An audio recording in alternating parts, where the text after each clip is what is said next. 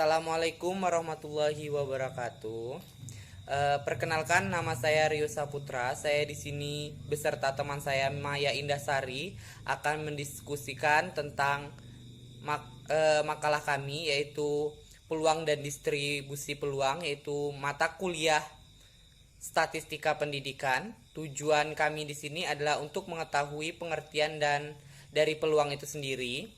Yang kedua, untuk mengetahui nilai peluang dalam distribusi peluang. Yang pertama itu adalah definisi.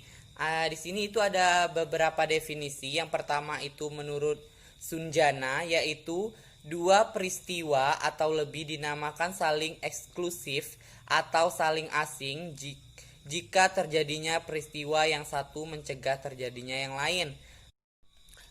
Yang kedua itu definisi menurut Haril Naldi dalam bukunya yang menyebutkan bahwa peluang dengan kata probabilitas adalah sebuah bilangan yang terletak antara 0 dan 1 yang berkaitan dengan satu peristiwa atau event tertentu. Nah, yang ketiga itu ada definisi menurut Pangestu Subagio. Banyak bahasa yang digunakan untuk menyebutkan istilah probabilitas. Misalnya itu peluang, kemungkinan dan kebolehan kejadiannya. Probabilitas itu mengukur peluang atau kecenderungan terjadinya suatu peristiwa. Baiklah ya, materi selanjutnya akan dijelaskan oleh teman saya, yaitu saya Maya Indasari akan melanjutkan materi dari Rio Saputra yang kedua, yaitu distribusi peluang. Distribusi peluang atau distribusi probabilitas adalah suatu distribusi yang menggambarkan peluang dari sekumpulan varian sebagai pengganti frekuensinya. Yang ketiga, macam-macam distribusi peluang. Distribusi peluang diskrit adalah suatu ruang contoh yang mengandung jumlah titik contoh yang terhingga atau suatu barisan unsur yang tidak pernah berakhir tetapi yang sama banyaknya dengan bilangan cacah. Yang B, distribusi peluang hipergeometrik. Bila N dalam populasi benda, K benda diberi label berhasil dan N sampai K benda lainnya diberi label gagal, maka distribusi peluang bagi peubah acak hipergeometrik X yang menyatakan banyaknya keberhasilan dalam contoh acak berukuran N.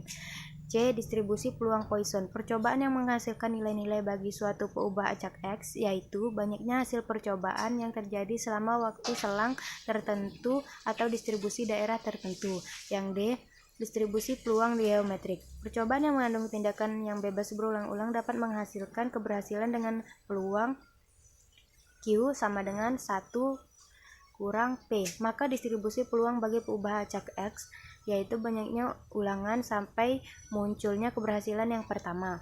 Yang E, distribusi peluang binomial negatif.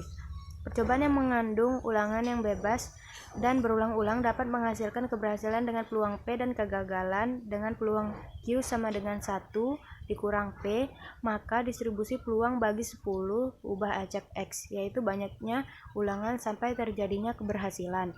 Selanjutnya yang F, distribusi peluang kontinu adalah suatu ruang contoh yang mengandung tak terhingga banyaknya titik contoh yang sama dengan banyaknya titik pada sebuah garis.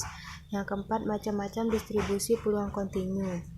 Distribusi peluang kontinu itu ada 4. Yang pertama, distribusi peluang normal. Yang kedua, distribusi peluang gamma. Ketiga, distribusi peluang eksponensial. Yang keempat, distribusi peluang chi-square.